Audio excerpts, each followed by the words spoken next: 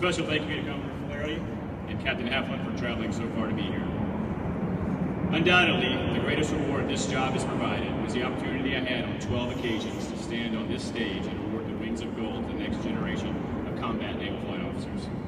This sacred place is an incredible venue to celebrate naval tradition. Truly, there is no better place for any naval aviator to turn over or assume command of an aviation squadron. I'm always awestruck as I look up at these mighty machines and think of the magnificent and courageous men and women who flew them and came before us. If you simply listen, these machines will whisper their stories of courage and valor. I am honored and humbled to stand here in the midst of such accomplishment in history. As was eloquently stated at BT-86's change of command yesterday, we aviators like to keep things as simple as possible. Nojo, in the crowd there, limited his remarks to 3 topics, so while riding mine out late last night, I attempted to do the same. Fortunately, as Commodore Halfland and anyone else who was at the BT-4 dining out last year will attest, I prefer to further simplify things and just say the same thing 3 times. Graceful, as the Warbucks would say.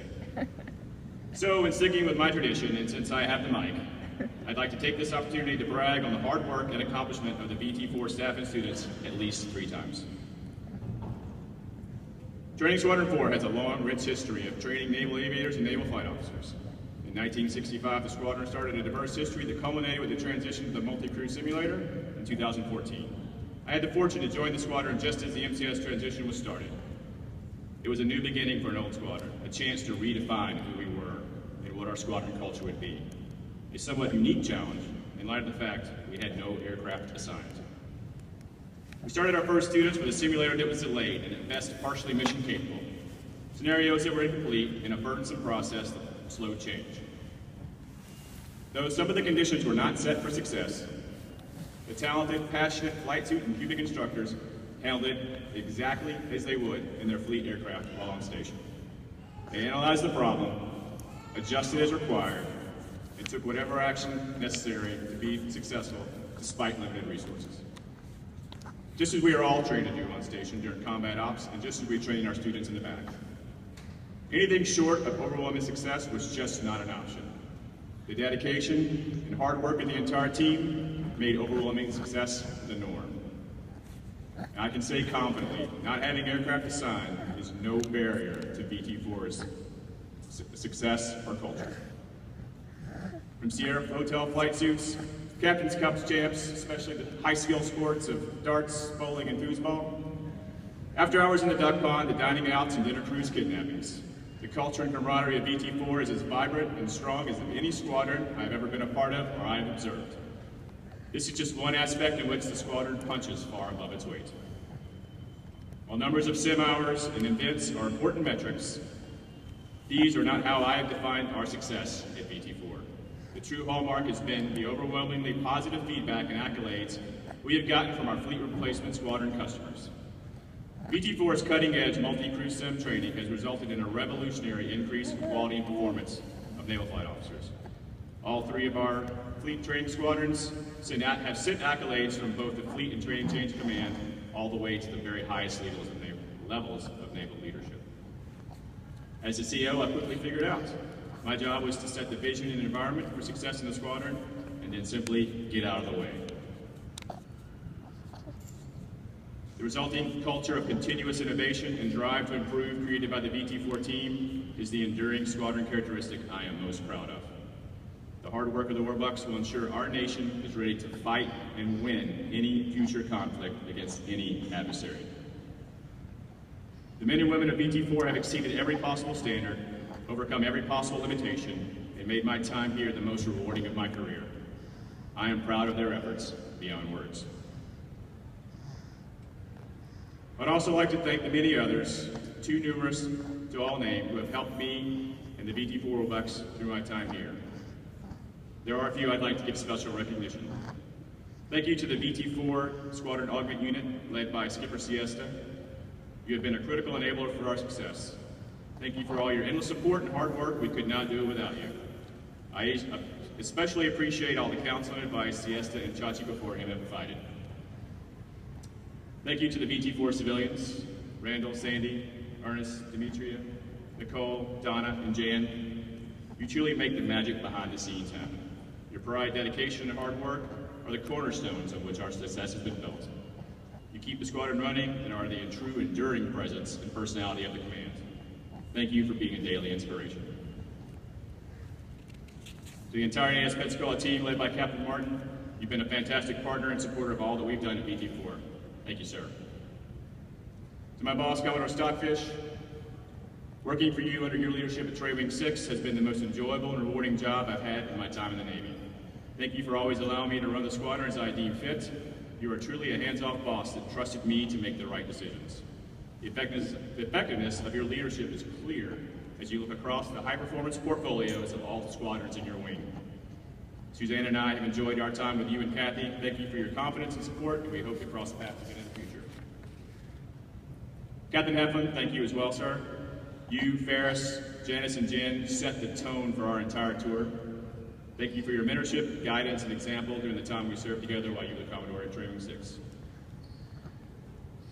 Commodore Flaherty, I know how hard it is to get time away from such a dynamic and important job.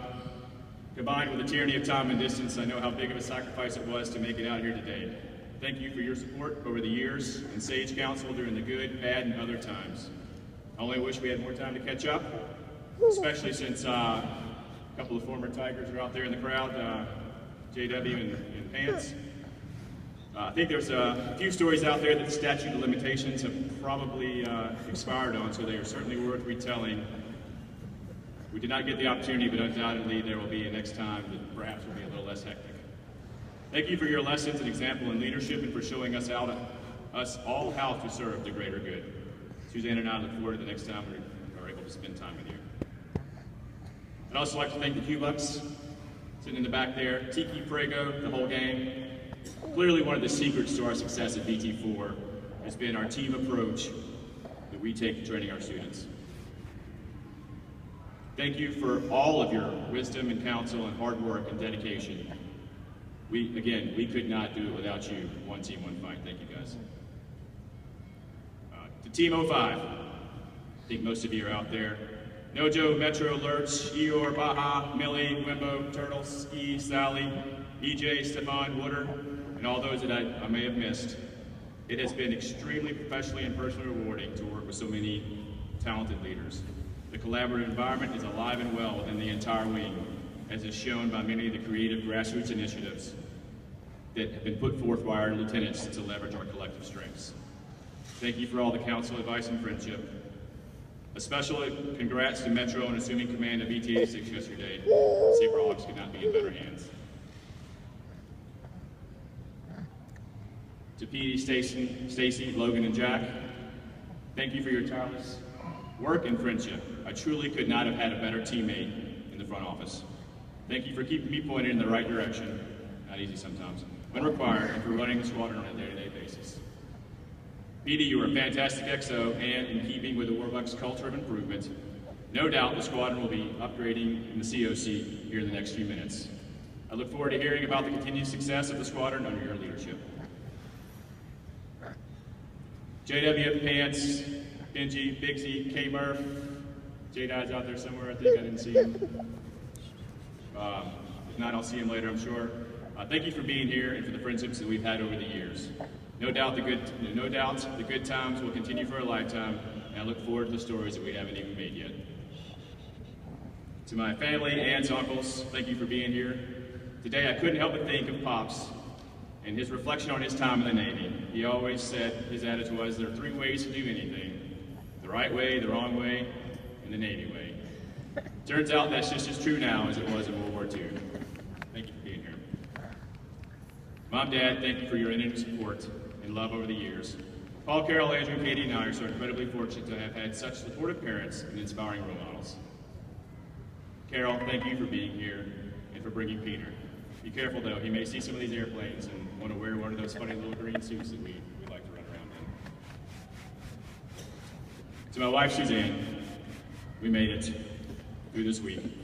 It's been a challenging week for many reasons, but like we always do, we made it through together.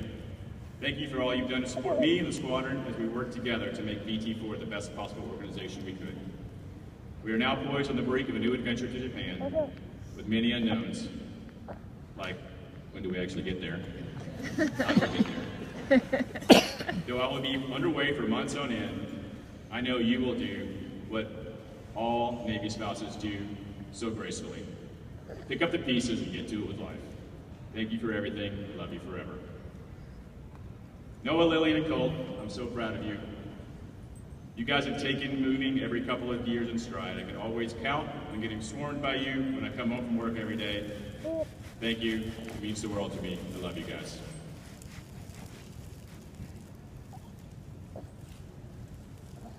Finally, to the students, you are the future of naval aviation. Continue to work hard and train like you will fight.